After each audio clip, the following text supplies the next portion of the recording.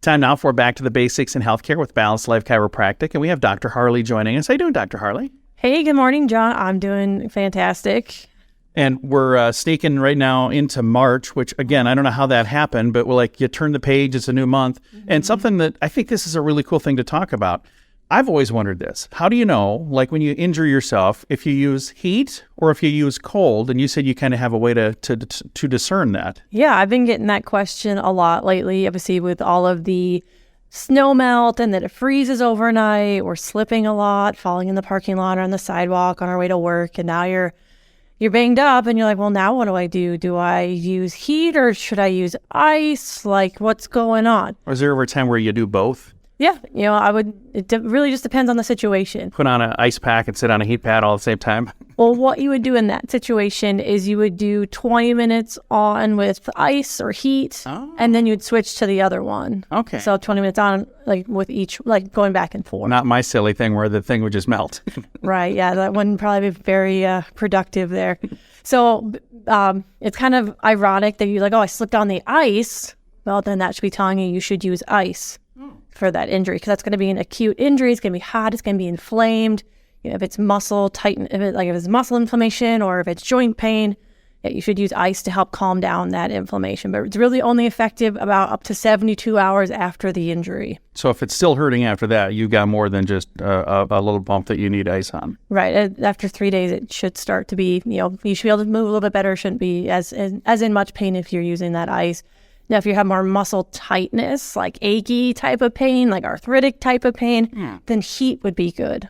If you're just waking up in the morning, you're sore, achy, you're like, oh, I must have worked out too hard yesterday or something, then using heat to help relax those muscles. Again, using it for about 20 minutes. And with cold, you do 20 minutes, you want to wait. It's called C-band. So it's cold, then it's burning, and then it goes numb. So we want to get to that numb point when you're icing something. See, getting through the burning part kind of sucks. If you've ever had to ice your ankle in an ice bucket, I've had to do that, and it hurts your toes. But getting through that to get to the numb, that's when we get the most benefit from ice. So doing the heat, then cool, then heat, then cool. What do you do? Why would you do that, or when is a reason? So that would be a good one for like post exercise or post kind of something like that, where you like a weekend warrior project.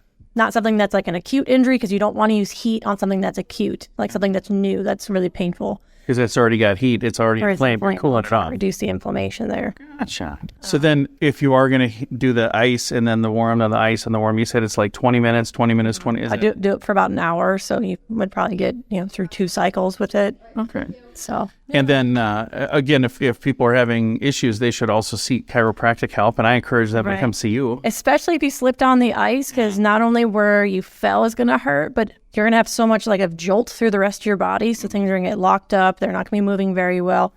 And if we don't do anything about it now while it's stuck, you're going to have issues down the road because things have been overcompensating. They're having to work harder for those areas that are stuck.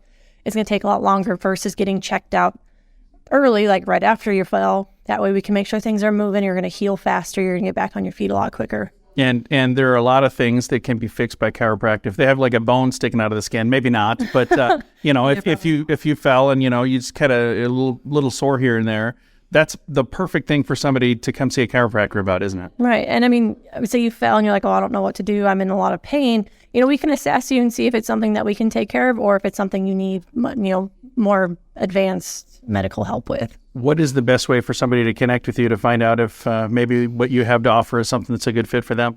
They can reach out to us on our Facebook page at Balanced Life Chiropractic, or they can give us a call at 605-215-1785.